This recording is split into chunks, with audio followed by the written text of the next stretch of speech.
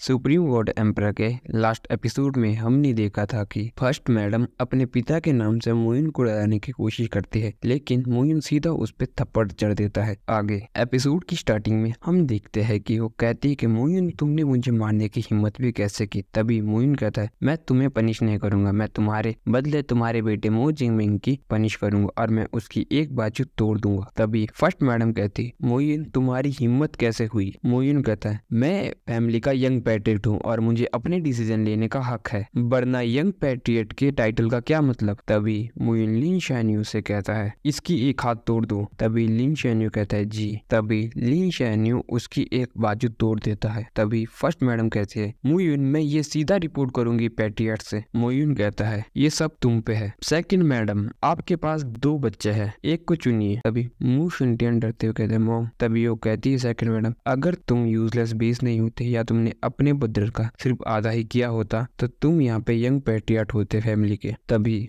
मोइन कहता है तो आपके अकॉर्डिंग मैं यंग पैट्रियट की पोजीशन डिजर्व नहीं करता मू फैमिली की, तो ठीक है लिन शिनटियन मू शिनटियन के दोनों हाथ तोड़ दो। दूसरी बाजू पनिशमेंट उसके ब्रदर मो फेंग्यू की तरफ से। तभी मो शिनटियन रोने लगता है। तभी ली शैन्यू उसकी तरफ आगे बढ़ने लगता है। तभी बाहर से एक आवाज आती है रुको। तभी बाहर से एक पर्सन आता है जिसे देख के मो शिनटियन कहता है ब्रदर ये होता है मो फेंग्यू। तभी वो कहता है यंग पैट्रियट अभी तक ऐसा मैटर तुमने पैट्रियट को क्यों रिपोर्ट नहीं किया है। ये क्या पैट्रियट की डिसरिस्पेक्ट नहीं है कि तुम किसी को बिना उनके जाने पनिशमेंट दे रहे हो। तभी उसके जवाब देते हुए मोइन कहता है जब से मैं मू फैमिली के अंदर आया हूँ तब से लेकर कोई भी एल्डर और पैट्रियट मुझे नहीं दिखे हैं। तुम्हें नहीं लगता ये अजीब है। और वो मुझे कुछ नहीं बोलते। मोइन कहता है अब तुम जब यहाँ आ ही गए तो तुम अपनी पनिशमेंट खुद ही ले सकते हो या मुझे फिर इसे खुद ही करना होगा। मोइन क्या तुम्हें ऐसी चीजें करने की जरूरत है। मू फेंग्यू कहता है। तभी मोइन उसके जवाब में कहता है तुम लोगों ने मुझे मारने के लिए हमेशा किसी न किसी को भेजा, वो भी बार बार, और अब कह रहे हो कि मैं ये बहुत ज्यादा कर रहा हूँ। मू फेंग्यू मैं तुम्हारे हाथ तोड़ने के बाद भी ये बहुत ही छोटी पनिशमेंट मानी जाएगी। तभी मोइन कहता है बहुत ही ज्यादा नॉनसेंस कर रहे हो किन जी, कुंग शाओ आओ और इसके हाथ तोड़ दो। तभी वो दोनों जी मास्टर बोल के उसकी तरफ आगे बढ़ने लगते हैं। तभी मू फेंग्यू बोलते मैं ये खुद करूंगा और वो अपनी एक बाजू तोड़ देता है और वो वहां से बाहर जाने लगता है। तभी मोइन कहता है मू फेंग्यू मैं जानता हूँ तुम क्या सोच रहे हो, लेकिन मैं तुम्हें सलाह देता हूँ कि जो तुम सोच रहे हो स्टूपिड थिंग्स मत करना। और तभी मू फेंग्यू वहां से गुस्से में बाहर चला जाता है। मू फेंग्यू कहता है मू जून मैं तुम्हें इस बात पे पछतावा करने पे मजबूर कर दूंगा। तभी मू फैमिली के पैट्रियट उसके सामने आ जाते हैं और सीन शिफ्ट होता है। हम देखते हैं कि मोइन अभी नहाने आ रहा है। तभी वहाँ पे मोइन के दोनों गार्ड खड़े होते हैं। तभी मोइन उनको देख के खुश हो जाता है और अपने कपड़े उतारने के लिए तैयारी होता है। तभी पीछे से पैट्रियट आ जाते हैं। तभी